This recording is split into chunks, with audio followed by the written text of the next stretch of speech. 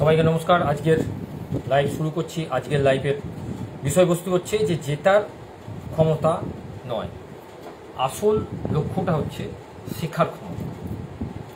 অর্থাৎ জেতার ক্ষমতাতে আমরা অনেক সময় দিক বিদিক হারিয়ে ফেলি। সবচেয়ে বড় কারণটা হচ্ছে জেতার ক্ষমতাতে, সেটা হচ্ছে ইগো। ইগো এমন একটা জিনিস যেখানে জেতার ক্ষমতাকে, শেখার ক্ষমতাকে হারিয়ে দেয়। যার জলজান্ত উদাহরণ হিসাবে আমরা যদি দুর্গাপুজোকেই ধরে নিই, খুব পজিটিভলি একটা বাস্তব অভিজ্ঞতা এবং পজিটিভলি একটা ডেমনস্ট্রেশনস বলুন বা পজিটিভলি একটা উদাহরণ বলুন, এটা বলা যেতে পারে যে আমরা একে অপরের ইগোর লড়াইতে এই দুর্গাপুজোকে আমরা থিম পুজোতে কনভার্ট করে এবং কিছু মানুষের সেলিব্রেশনসকে, সেলিব্রিটিকে সামনে এনে সেলিব্রেশন করার যে মাহাত্ম্যকে সামনে আনার জন্য এক্স্যাক্টলি শেখার ক্ষমতাকে হারিয়েছি।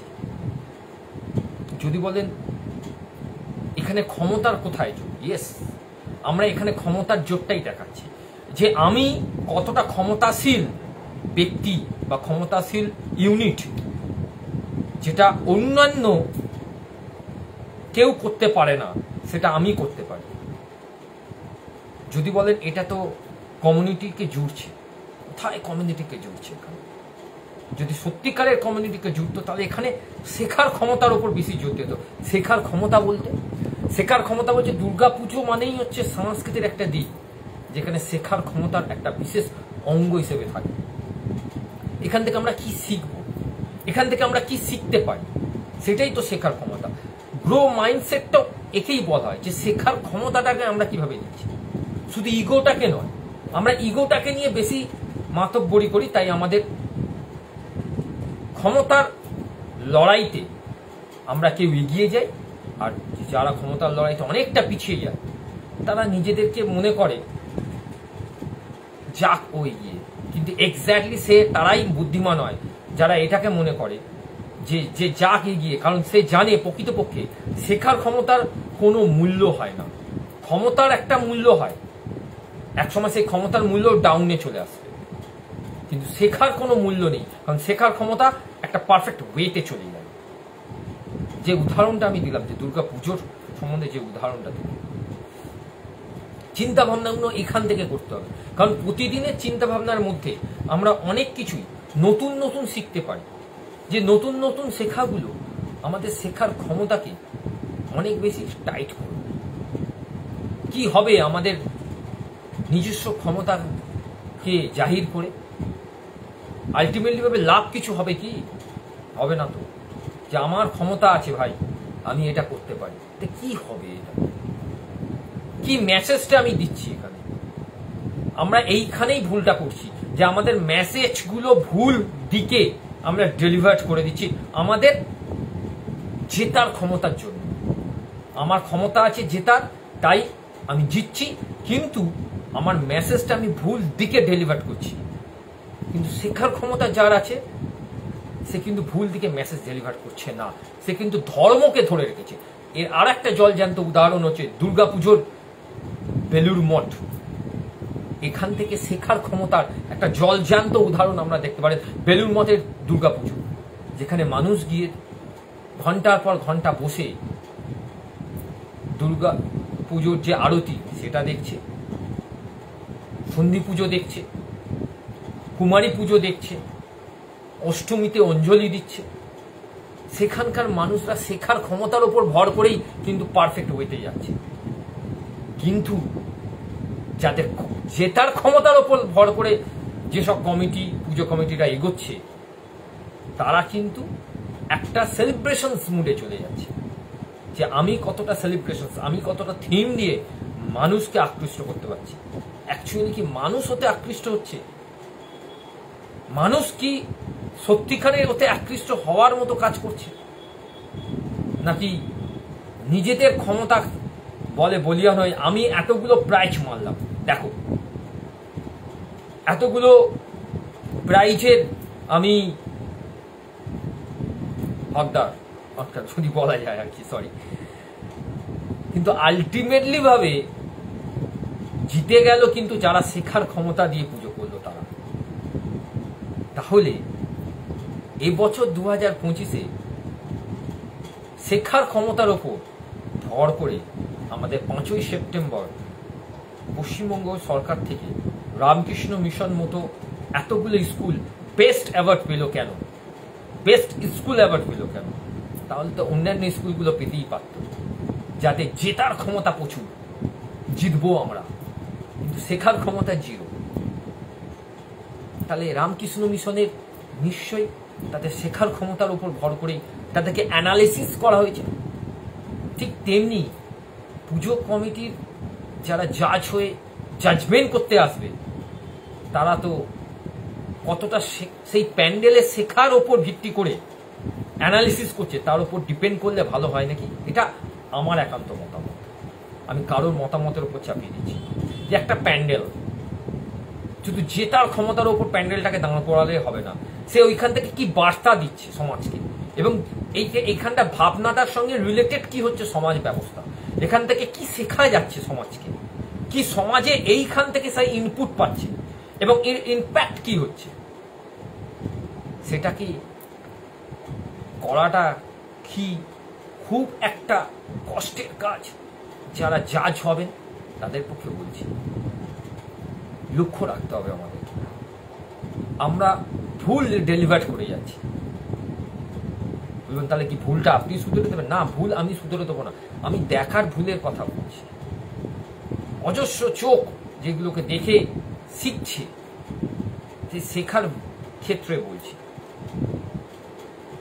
এমন এমন কিছু সিরিয়ালের কথাও আমি বলতে পারি যে সিরিয়ালগুলো ভুল ডেলিভার করে যাচ্ছে। এমন কিছু সিরিয়াল যেখানে বাচ্চাকে ইউজ করা হচ্ছে, এমন কিছু ডেলিভার করছে সমাজকে, যেখানে সাইকোলজির দিক থেকে বাচ্চার যে সাইকোলজিটা আছে, সেখানে সেই বাচ্চাটা কি ভাবছে, সে যদি সেই সিরিয়ালটা দেখে সেই বাচ্চাটা কি নিচ্ছে সেখান থেকে, সেখানেও তো একটা ক্ষমতা লড়াই, যে আমার সিরিয়াল, আমার চ্যানেল এতটা টিআরপি নেবে এই সিরিয়াল থেকে, চুলোই যাক দর্শকের সমাজ ব্যবস্থা চুলোই যাক, আমার দেখার দরকার নেই। কিন্তু শেখার ক্ষমতা কিছু, এখানেও তো সেই একই প্যাটার্ন তৈরি হচ্ছে, শেখার ক্ষমতার উপর জোরটা হচ্ছে না। খুব আশ্চর্য লাগছে এখানেই যে আমরা রবীন্দ্রনাথকে, বিবেকানন্দকে শুধু জন্মদিনগুলোতে মনে করি, বাকি দিনগুলোতে আর মনে করার কোনো দরকার নেই। রবীন্দ্রনাথ, বিবেকানন্দ কি করে গেছে তার উপর কিচ্ছু আমাদের যায় আসে না। এখনো পর্যন্ত একটা কোনো প্যান্ডেলকে দেখতে পেলাম না যেখানে রবীন্দ্রনাথের শান্তিনিকেতন তৈরি হয়েছে, বিবেকানন্দের আমেরিকার চিকাগো ভার্সনের সেই অ্যাটমসফিয়ার তৈরি হয়েছে, বিবেকানন্দের এবং রামকৃষ্ণের সেই জায়গাটা তৈরি হয়েছে। যতই আমরা দক্ষিণেশ্বরকে দেখি না কেন, যতই আমরা বেলুড় মঠকে দেখি না কেন, যতই আমরা বেলুড় মঠের সেই মিউজিয়ামটাকে দেখি না কেন, তাহলে ওই ধরনের মিউজিয়াম কি আমাদের পুজো প্যান্ডেলে তৈরি করা যেত না? সেখান থেকে তো শেখার ক্ষমতা অনেক বেশি ডেলিভার হতো আমাদের সমাজ ব্যবস্থা। কারণ আমরা যত দেখব তত আমরা শিখব, শুধু থিম নয়, শিখছি কি প্রত্যেকটা মুহূর্তে আমরা এদের থেকে শেখার চেষ্টা করছি, আর আমাদের কে শেখার থেকে বিরত করছে, অর্থাৎ আমাদেরকে ডিভাইড করে দিচ্ছে আমাদেরই মানুষেরা। চিন্তা করুন, ভাবুন, যদি না ভাববেন তাতে কিচ্ছু যায় আসে না। ভাবতে হবে, যদি না ভাবেন কিচ্ছু হবে না, কি হবে তাতে? আপনার ভাবনা আপনার কাছে, আপনি যাকে যা খুশি ভাবতে পারেন, তাতে কিচ্ছু যায় আসে না। কিন্তু একটা জিনিসকে মাথায় রাখতে হবে, আজকে যেটা আমি ডেলিভার করছি, কালকে সেটাই আমার কাছে রিটার্ন আসবে। এটা আমার কথা নয়, চাণক্যের নীতিতেই বলা আছে। বুমেরাং বলে যে অস্ত্রটা আছে, যেটা চাণক্য ছুড়ে মেরেছে, সেটা আবার রিটার্ন এসেছিল বুমেরাংয়ের কথা। অর্থাৎ আপনি যদি সমাজকে ভালো ডেলিভার করেন, আপনার সোসাইটি আপনাকে ভালো ডেলিভার করবে। আপনি যদি একটা পুজো প্যান্ডেলকে সেই চিকাগো, সেই ধর্মীয় সভার এবং বেলুড় মঠের সেই মিউজিয়াম, আমাদের রবীন্দ্রনাথের শান্তিনিকেতনের সেই মিউজিয়াম, শরৎচন্দ্রের যেখানে জিনিসপত্র রাখা আছে সেই মিউজিয়াম, বঙ্কিমচন্দ্রের মিউজিয়াম, বিভূতিভূষণের আরণ্যকের দগড়ু পান্নার সেই গ্রাম তৈরি করে দিতে পারেন সোসাইটি আপনাকে সেইভাবে ডেলিভার করবে। কারণ সেখানে কিন্তু মানুষ বাচ্চাদের দিকে নিয়ে এই কারণে ভিড় করবে যে তুমি দেখো কি দেখছো এখানে। বিবেকানন্দ এইভাবে পড়াশোনা করতো। আচ্ছা, আমরা তো বেলুড় মঠে যেতে পারিনি, হয়তো গেছি, বন্ধ ছিল মিউজিয়াম, কিন্তু সেই মিউজিয়ামটাই কিন্তু তুলে আনা হয়েছে এখানে। বাহ, খুব সুন্দর জিনিস করেছে। কোথায় সেই চিন্তা ভাবনা, আর কোথায় সেই মনুষ্যত্ব, আর কোথায় সেই মানসিকতা?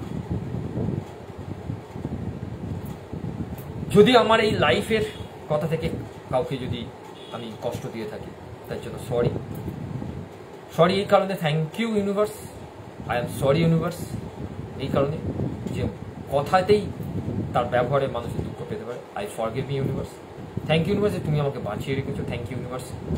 তুমি আমার চোখ কান নাককে সুস্থ রেখেছো, তার জন্য থ্যাংক ইউ ইউনিভার্স।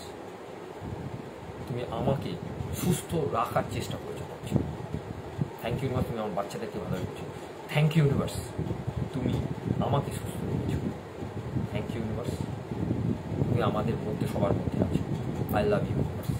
আমি ভালো আছি, আমি খুব ভালো আছি, ভীষণ ভালো আছি, খুবই ভালো আছি, আমি খুব ভালো আছি, খুবই ভালো আছি, ভীষণ ভালো আছি, খুব ভালো আছি। আজকের লাইভ এটুকু। সবাই ভালো থাকবেন। শুভরাত্রি।